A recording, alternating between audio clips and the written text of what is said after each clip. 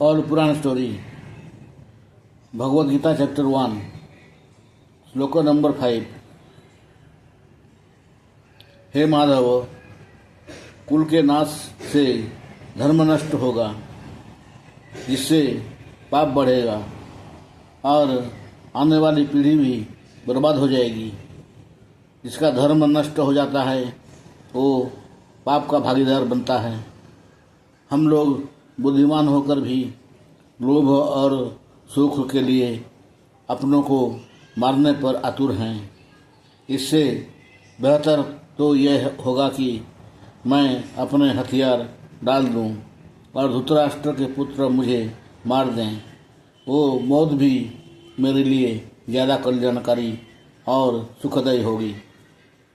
अर्थ: अर्जुन यहाँ कहना चाहते हैं कि जब घर के बड़े बुजुर्ग गुजर जाते हैं तो घर की नींव हिल जाती है और परिवार बिखरने लगता है।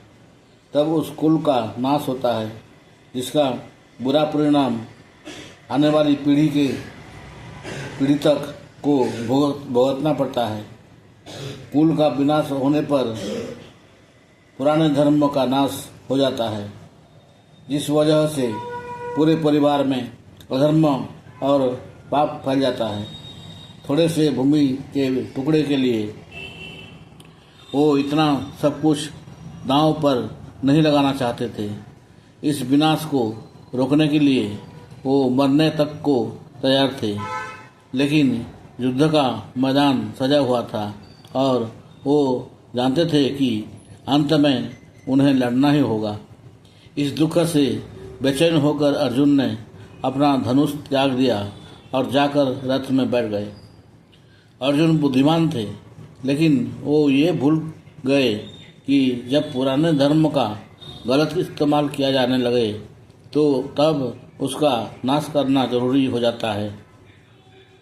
उसके नाश के बाद ही नए निर्माण की नींव रखी जाती है। बदलाव ही प्रकृति का नियम है, इसलिए हमें बदलाव से घबराना नहीं चाहिए। यहाँ इंसान के मन की स्थिति को दिखाया गया है कि जब वो चुनौतियों को सामने खड़ा देखता है तो घबरा जाता है और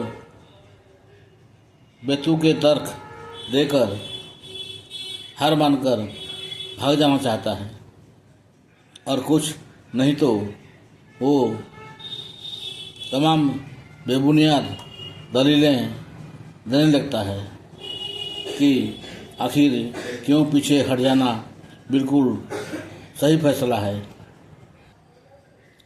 उसके सोचने समझने की शक्ति खत्म हो जाती है और वो सही कदम नहीं उठा पाता।